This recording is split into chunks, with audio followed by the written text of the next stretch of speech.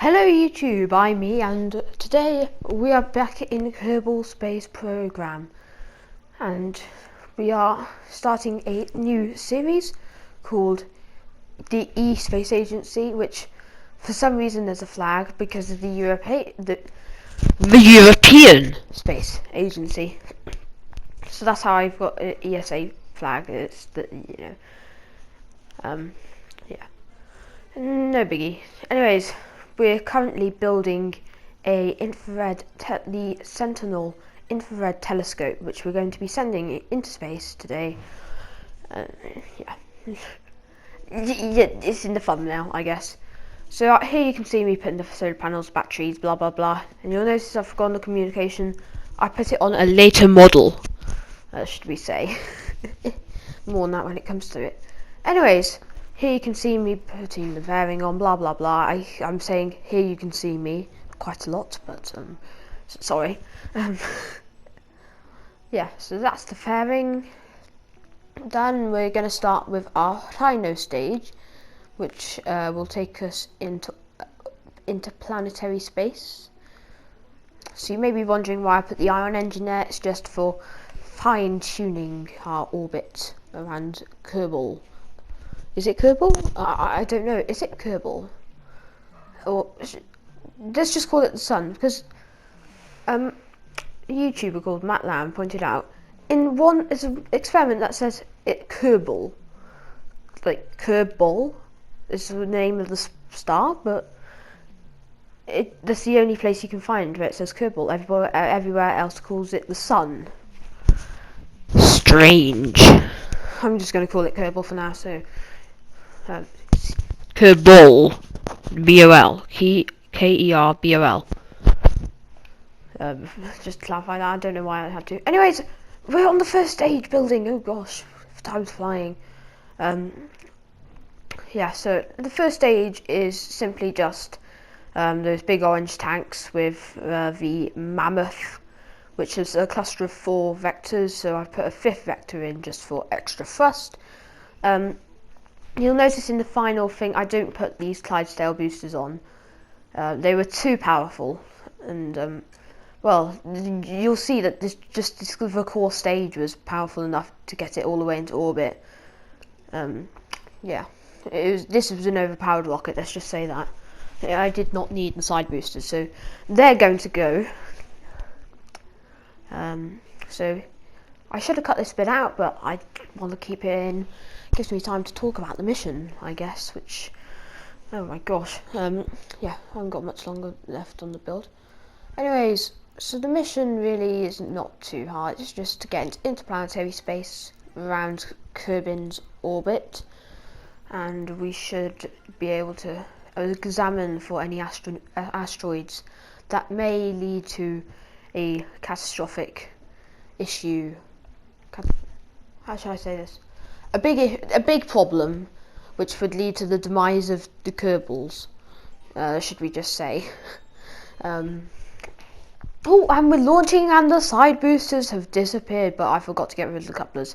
So you'll see the couplers going. Anyways, we should be launching in 3, 2, 1. 3, 2, 1. There goes the couplers, that's the explosions, don't worry about that. And this has such good thrust to weight ratio, we're almost instantly going into our gravity turn. You know, you can see how fast we're accelerating. This is ×4, so if you were to put this in slow mo by ×4, you would see how fast this accelerates. It accelerates quickly. So anyways, we're just making our way up to our apoapsis is about 80 kilometers. So we're going to go flat now because it's reached that mark. Oh, we're going for 100k. Sorry. Okay, and we're going to add a maneuver node. Pretty simple, and yeah, so I was originally anticipating to stage the stage that we're on at the moment, but it has enough delta V to get into orbit, so we may as well use that delta V, hadn't we, to get into orbit, you know, not putting it to waste. And here you can see me warping up through our maneuver node, getting to set our SAS, and we are headed to orbit. And we're now in orbit. yeah, nothing much to talk about there. And we're going to stage it now. We're going to release the fairing, and we're going to get the second stage. Sorry about that. Right, it says now I'm making a maneuver node to enter interplanetary space. No biggie. We're just going to fine tune it. We're going to try and get it fairly close to the orbital line of Kerbin, so we don't, lose Kerbin quite quickly. We can keep contact to the KSC. Is it KSC? Kerbal Space. Yeah, KSC. Yeah. I'm confused. Yeah, I'm talking about the place we just took off from, so we can keep in contact with it.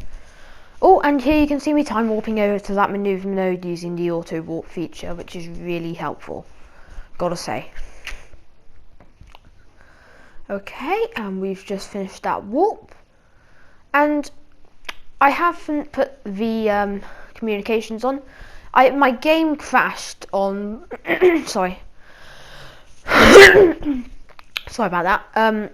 Yeah, so I had an old telescope which had the things on, the communications, and a magnetometer boom because it looks cool. But for some reason, it hadn't saved that rocket, and my game completely crashed. You'll see it is like in a really highly elliptical orbit on the map screen here, and yeah, I don't know what happened to it, but it just somehow entered interplanetary space. I don't even know exactly how it managed. You see, yeah, that highly elliptical orbit you just saw. Yeah, that is an old telescope which has got the communication things. Somehow, I don't quite understand how, but that managed to must have got some like gravity assist. Look, there it is, right beside us. How it got there, I don't know, but it got there, and I'm really happy it did, or else I'd have to do a third launch with the communications. You see, I'm like at this moment trying to figure out why I can't control it or anything, make maneuver nodes. I can't do anything. I'm like, I can't stage, I can't do the action groups, I can't deploy anything. I'm like, okay, I'll deploy this thing, and I'm like, where's the thing? Where's the thing that allows me to control it? The communicatron thingamabob. So it's lucky it must have had some kind of gravity assist, or else this video would not be coming out now. Well, as soon as it is, which probably very late after this commentary. And here it is, that other telescope that I launched before, and my game crashed. You can see that maneuver node, and that caused my game to crash, that 1000 meter per second maneuver node. I don't understand what happened to my game, but something happened to my game, and I don't know, it's weird. Anyways, I'm just doing, I have no idea what I'm doing. I'm trying to get a maneuver node somewhere. Here we go, we got a maneuver node there. We're going to try and do a bit of fine tuning, and this is why we have the ion engine. It's just for this little bit here, and if we want to change its orbit, maybe to go to Juna or Jewel or Dress. See that for a future video. Shameless self-promotion. Yeah. That's why we have that ion engine. It has such large amounts of delta V that we can go to almost anywhere in the system. So that's what it's there for, just in case, isn't it? Just in case. I think this looks quite cool. I don't know. It looks quite cool, I think. Yeah. Right, we're time warping up to that maneuver node. Keeping an eye on that time to node, and we should start that ion engine up in a few seconds. So for you at this bit, it's going to be ×8 speed here. So because I'm ×4 on game, and it's ×4 speed, I think, on the screen that I'm looking at the moment for my commentary. We're just getting there slowly. We are, doing things. I'm hoping this commentary will not overlap with my live commentary I'm about to do in a minute, just to introduce you to how I've done the telescope. I have no idea when it actually starts. I should have planned this better. Okay. So the live commentary will start in a few seconds. I will introduce you to it. I'm about to start tracking things in passing near Juno orbit, and I'll pass you over to my live commentary about. Give it a minute. So this is the Sentinel telescope I've made. This is a live commentary, by the way. So we are tracking objects in near Juno orbit, even though we're closer to Kerbin, but it doesn't matter at all. So, I mean, we got the magnetometer boom, which I don't know why it has no use there, but I just like the look of it. We have the actual communications dish, 2 solar panels, and the most important part, the telescope, along with the focal. So that's going to be all for today's Kerbal Space Program video. Hope you enjoyed, and I'll see you in the next one. Bye bye.